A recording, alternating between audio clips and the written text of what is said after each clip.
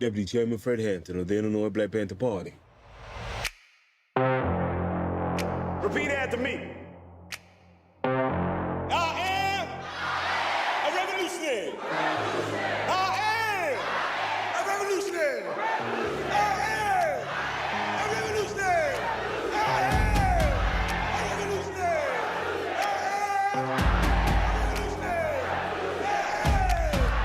revolutionary.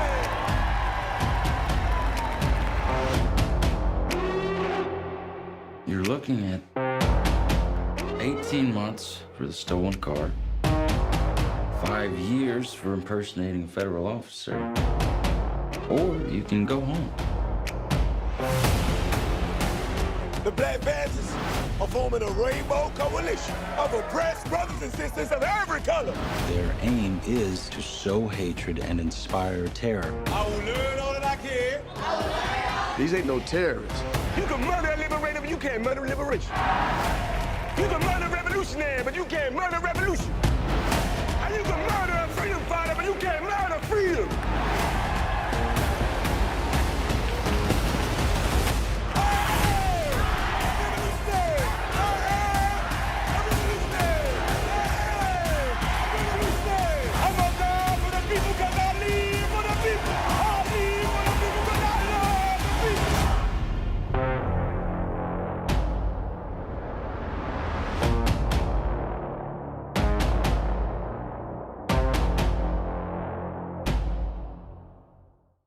I like to give all honor and praise unto the Most High.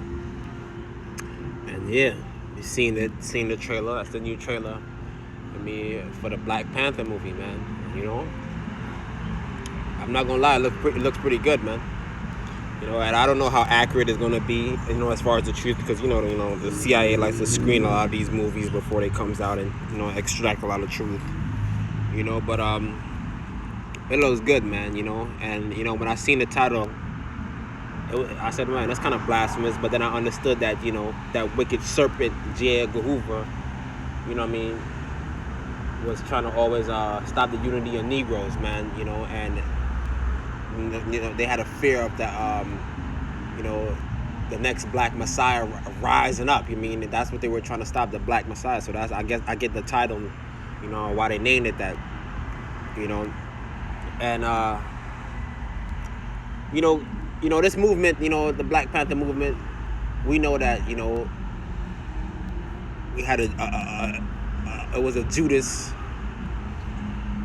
a wicked informant Judas by the name of, I think it was William O Neal brought the organization down, but, with that being said, in this day and age, we understand who we are now. We understand that, the curses of Deuteronomy 28, and it says, no man is going to be able to save us, and, this was also, a carnal movement, man. It wasn't rooted in the Most High, and if the Most High is not the forefront, hey, it's coming down, it's coming down, and that's one of the reasons that, this movement failed, setting up guns and trying to go to battle with the, Esau. Esau's blessed with the sword, man. That's what the scriptures say. You know what I mean? The FBI, the CIA, the military, he's blessed with the sword. That's his tools. That's what he used to conquer. And he does it well. So going up against them, with a carnal mindset, you're never gonna win, and that's something I had to learn. Our power comes from when you tap into the, the spiritual realm, man. You know what I mean? And tap into the Most High. But, you see I got this picture here, I screenshotted this. And, that's him making a covenant, with the law enforcement agent,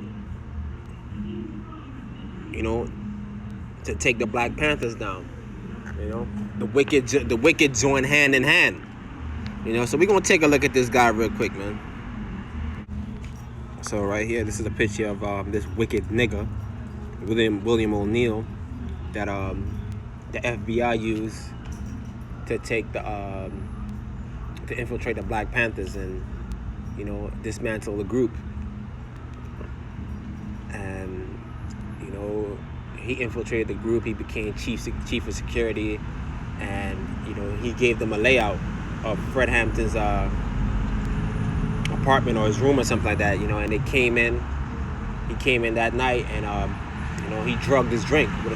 He put a strong substance in his drink to put him to sleep, which knocked him out. I mean, I forgot the name of it, you know. And, you know, the police came in after, you know, and shot the room up. I mean, over 100 bullets, man. Put him to death, you know. And that's kind of the same thing that they would.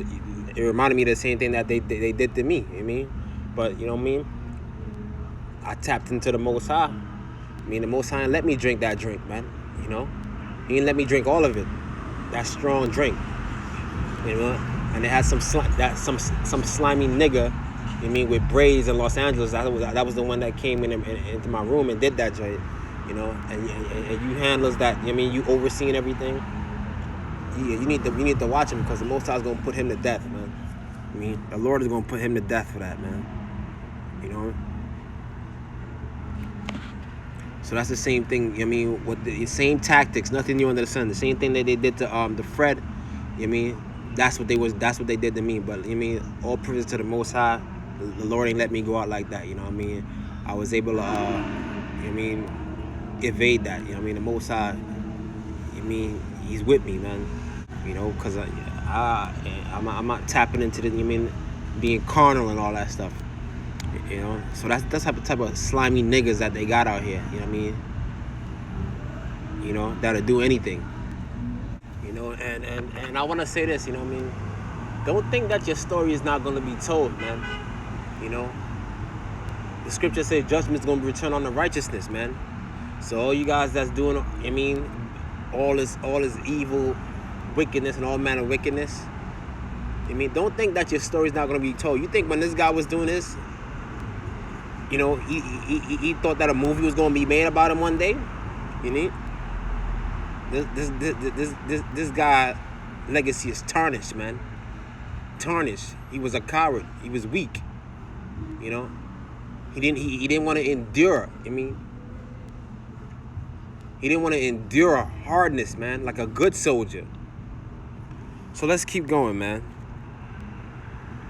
So it's always a consistent theme with these guys, man. So right here, it says he began a life of crime as a car thief on Chicago's West Side, and then worked undercover for the FBI before being whisked into the Federal Witness Protection Program in 1973. I mean, always a consistent theme, and that's why it's easy to get these guys hemmed up, because they doing all they just embedded in crime, man. You know what I mean? That's why you gotta try to stay righteous, man. When you stay righteous, you mean you could be a bold as a lion. You mean you're gonna stand your ground. I mean, can't no officer come in and enforce his will on you. I mean, when you strive to stay righteous, man. I mean, but these niggas is involved in so much all manner of wickedness, man. That's why they was able to take him. You know what I mean, put that case on him. And you know, and he was only facing about 6 years, and he didn't want to do 6 years. It wasn't like he was facing 30, 40, 50 years in jail, you know. And he agreed to infiltrate the Black Panthers and take him down. You know what I mean? So let's keep going. That life was still shrouded in secrecy. Ended when O'Neal apparently walked in front of a speeding car, official says. So this guy ended up committing suicide, man. You know, and that's the same thing Judas did, man. You know, and I'm gonna say, don't think that the Most High is not gonna put gloomy spirits on you, on you wicked devils out here that's doing all manner of wickedness. You mean? Don't think that the Most High is not gonna put gloomy spirits on you. You know? After you've done all this, you mean you're not gonna be able to live with yourself after you did all manner of wickedness. You know, you have to take your own life. I mean, and we're gonna get into that more. And that's the same thing that happened to Judas. You know, he didn't know that they was gonna kill the Messiah. He thought they was gonna probably just rough him up a little bit, but he ended up dying. You know, and he couldn't live with himself after that. You know, because he wanted to be a sneaky nigga. Let's keep going. So, with a husky voice and a sense of theatrical, O'Neal was part moxie, part bravado, part con man, and one of the most extraordinary informants developed in Chicago by the FBI. One of the most extraordinary informants. I mean, saying they love a coon, like I said. They love a coon nigga. They praise them. I mean, cause he. I mean, he was the ace guy in the hole, man. The ace card. You mean, like I said, they always gonna have an ace coon nigga to come out and do their work, man. You know. Sad, man. Let's keep going, man. So right here, it all began in 1966 when FBI agent Roy Martin Mitchell tracked O'Neal down for stealing a car and driving it across the state license to Michigan. Mitchell agreed to forget about the stolen car if O'Neal would work for the FBI. Once again, didn't want to endure, man. Didn't want to own up to the crimes he did. You mean? Oh, man. You know, let's keep going. His relationship with Mitchell was a study in contrast. Mitchell had a Southern background, wore a crew cut, and was a typical FBI man of the 60s. O'Neal was a fast-talking, conniving West Side black kid who thought he knew all the angles. I mean, conniving, man. Wasn't the serpent conniving too? I mean, let's keep going. O'Neal really cared, or O'Neal really carved his niche in Chicago history when he agreed to infiltrate the Black Panthers, then viewed as a violent radical group. You know what I mean? That was you know how they like to lie. You know what I mean? Talking about it's a violent radical group. We know that law enforcement is the biggest thugs out there. You know? And the only reason they was arming up like that was because they was being harassed. You know? But you know how they spread lies and things. And he helped convict Chicago police Sergeant Stanley Robinson, who was accused of murdering drug dealers. O'Neal testified that he watched Robinson kill 2 men. I mean, after becoming accepted into the Panther Party, O'Neal served as the group's chief security. Eventually, he supplied the floor plan to the West Side Panther Party headquarters that was the target of a controversial December 1969 pre-dawn raid, which the Panthers leaders Fred Hampton and Mark Clark were slain in a full slide of law enforcement bullets. Yeah. So Fred was only 21 when he died, man. 21. He was leading that group at a young age, man. You know, and cops came in and just slaughtered the whole joint with bullets, man. Overkill. You know.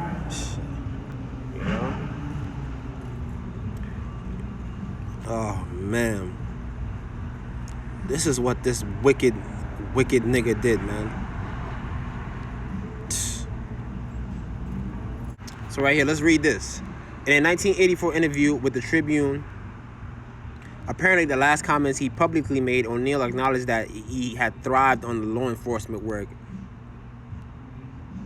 was left thirsty when it was finished, and believed that in the end, he had just been used as a pawn in a very big game. The serpent beguiled you, man. I mean, now after all this, they just left him. I mean, they don't respect you guys when you sell out like that, man. You know?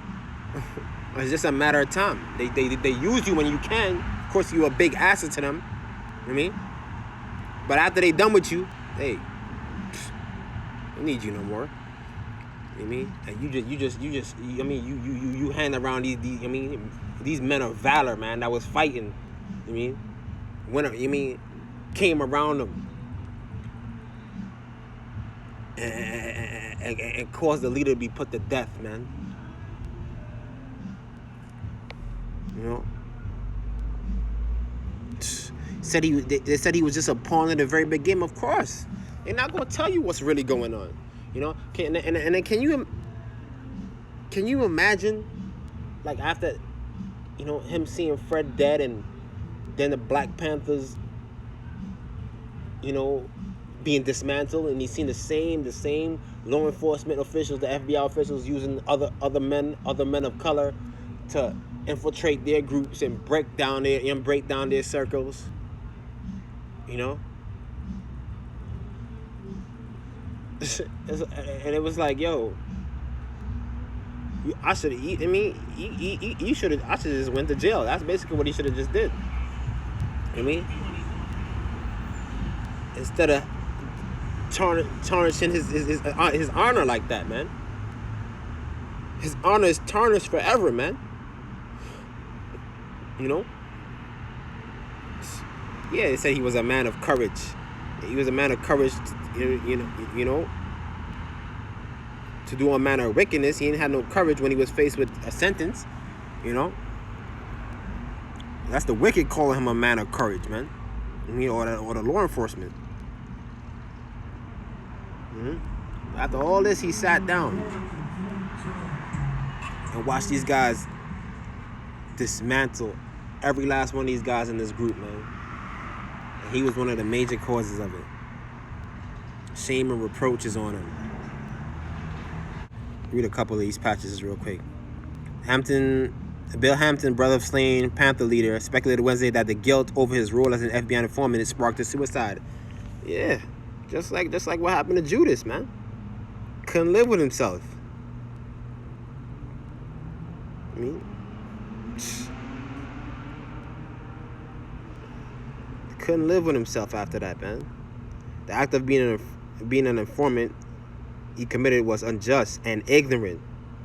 Hampton said it's something he tried to live with and he couldn't. Yeah. I mean, so all you guys out here that's laughing and hee-heeing and cockeying, just give it some time. The Most High is watching you guys. Enjoying, turning up, laughing. You better pray the Most High don't put that type of spirit on you. Because you guys are out here trying to force people to commit suicide and stuff. You wait till the Most High put that type of spirit on you, man. For atrocities that you did. Wait till you can't sleep at night and you keep having dreams of all the wickedness that you did. You know what I mean? And see how weak you are, man. I mean, just like this guy right here. After doing all manner of wickedness, he took his life, man. I mean, couldn't even live with himself after. That's why I said, look, man, do the right thing so you can just sleep well at night, man. You know, every day he woke up and that was on his spirit till he offed himself, man. The wicked will not go unpunished, man. There's no rest for the wicked, man.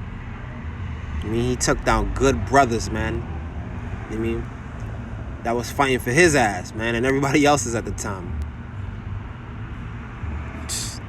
Let's take a look at what he had to say right here, man. Yeah. And looking through a little clearing over on the next block, which was right in front of the Monroe Street address, and seeing a lot of police cars over there.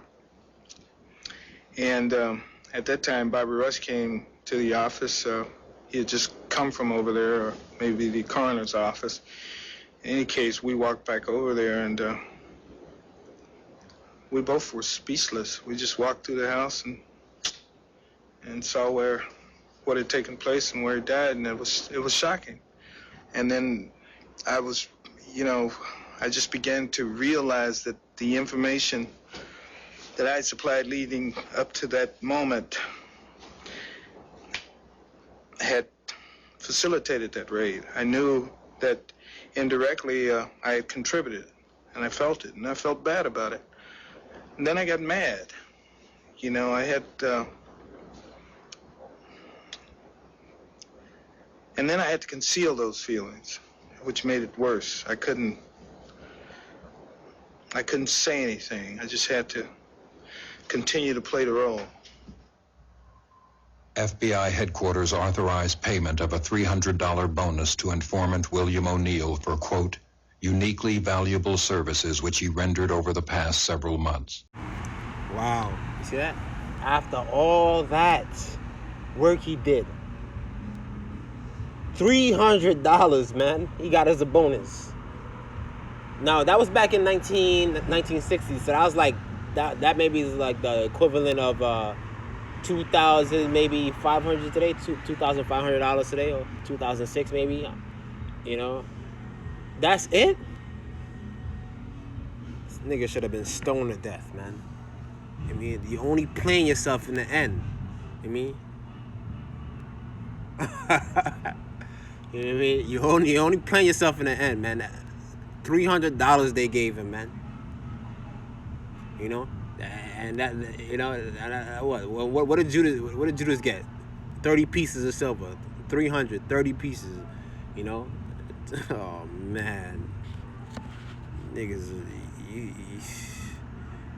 like I said, man, you guys in the modern day time, don't think that your story is not gonna be told in the future, man. You may not be alive, you mean, but judgment will return on the righteousness, man. You guys' glory is gonna be dung and worms, man. So apparently this guy, you know, he jumped in front of a car, and that's how he died. You know what I mean? You know, self-suicide, man. You know, and even when you watching the trailer, man, you seeing the guilt on this guy, man. You seeing how, you know, the law enforcement they can't infiltrate on their own, so they got him. I mean, to infiltrate, and they're standing in the midst. I mean, looking at him, and he's feeling that guilt. You know what I mean? Because they're holding that dirt over his head. You know? Damn that, man. You know? You let another man keep holding dirt over your head till the day you die. You know what I mean? He would be like I said, man. Like, you was better off going out on your sword, man. Like Judas Maccabeus did, man. You know? You know, like those men of valor in the scriptures did. Because the memorial is blessed forever for that, man. Not like this, man. Esau right there just laughing at him.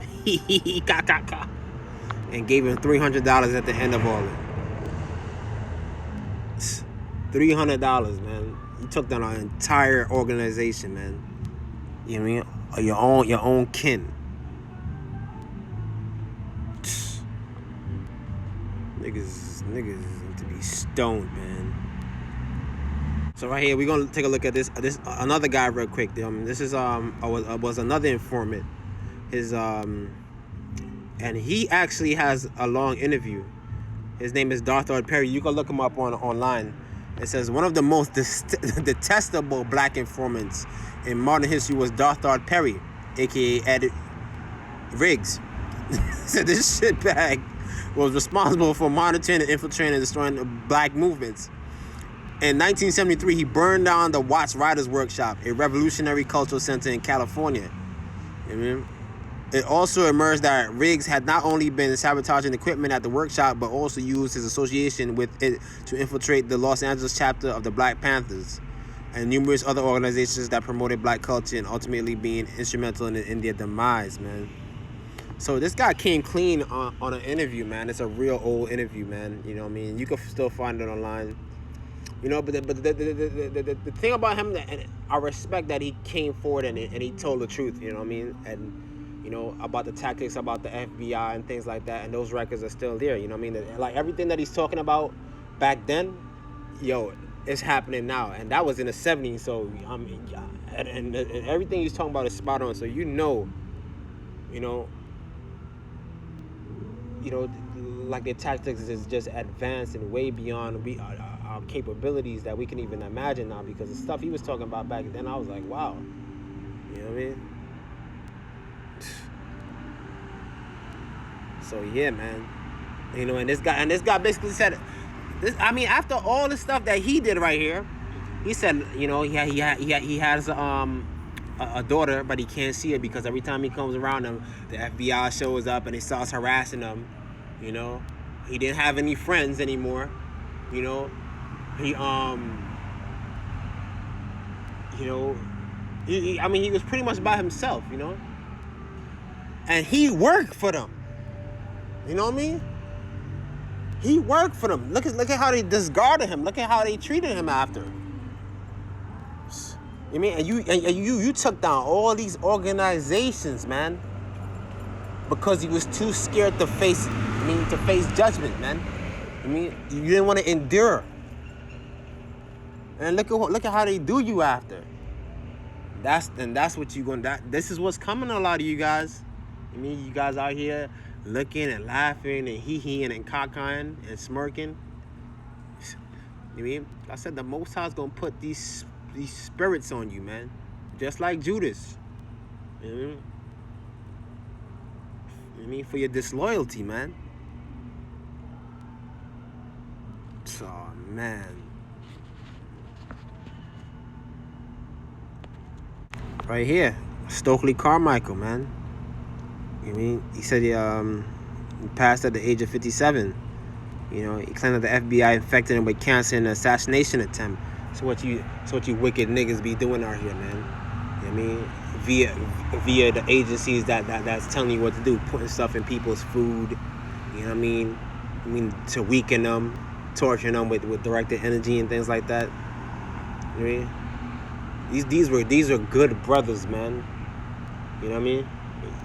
These were good brothers, man. And this is why you guys are the biggest laughing stock in the end, man. The biggest laughing stock in the end, man. You know, but these guys, you know, they stood bold with lines, and their stories their stories is told, man. They're gonna be remembered. I mean, not only here, but the Most High is gonna remember them. You know. So, man, we're gonna leave with some words from Stokely Carmichael, man. I'm gonna end it on that. American imperialism everywhere is in serious trouble. As a matter of fact, everyone knows what George Bush knows. The United Nations is the best that the American dollar can buy. Just like all America's friends, look around the world. All Americans' friends are the best the American dollar can buy. When the American dollar falls, America will have nothing but enemies. Nothing but enemies. Indeed, the FBI, one of its secrets arm was this unlimited budget. It could bribe people, pay informers. Oh, they could do everything with money. But money cannot buy conscious men. Money cannot even come near conscious women. My grandmother used to tell me a long time ago, she said, son, if you have a friend and you try to buy him, you have an enemy. Everyone knows you can't buy friends, you can only buy enemies. I mean, that's prophecy right there. He didn't even know what he was saying. Scripture speak of that, and we in that time right now. I mean, the economy is looking rough. Scripture said they're gonna cast their silver and gold into the streets, man. The money ain't gonna be worth nothing in the end, man. You know what I mean? For you guys that join hand in hand, you know, because you ain't want to endure it. I mean, I talked about that in one of my last videos, man. About the guys that didn't want to endure, so they made a covenant with the heathen, man. Oh, man. So, some people think that the FBI only tap the phones of people who are working for the people. You make a big mistake. I will tell you from my travels throughout the world, from my research throughout the world, that the American people are more followed by their government authorities than any people in the world, starting with those in the old Soviet Union. Matter of fact, just your credit card company knows more about you than the government agencies know about its people in other countries. Yeah, American people are totally followed. But they think that the FBI only follows those who the FBI deem to be a threat to the status quo. You make a big mistake. A great big mistake. This is a mistake the king made. Not only did these pigs tap King's phone, but hear me well, they even did listen, the FBI, such pigs, they will get into your bedroom to cause trouble between you and your wife. Yeah. You know what I mean? Like you said, man, don't think that these guys ain't watching you devils too. You know what I mean? All the laughing and smirking that you guys are doing. Don't think that they're not watching you too, man. You know what I mean? Like I said, you guys have been beguiled by the serpent. You know? You're the laughing stock. You know? You turn back to the Most High, man. I mean, this is what you guys look like, man, out here, man. You know? This is what you guys look like out here, man. Or when somebody starts standing up, I mean, they activate this.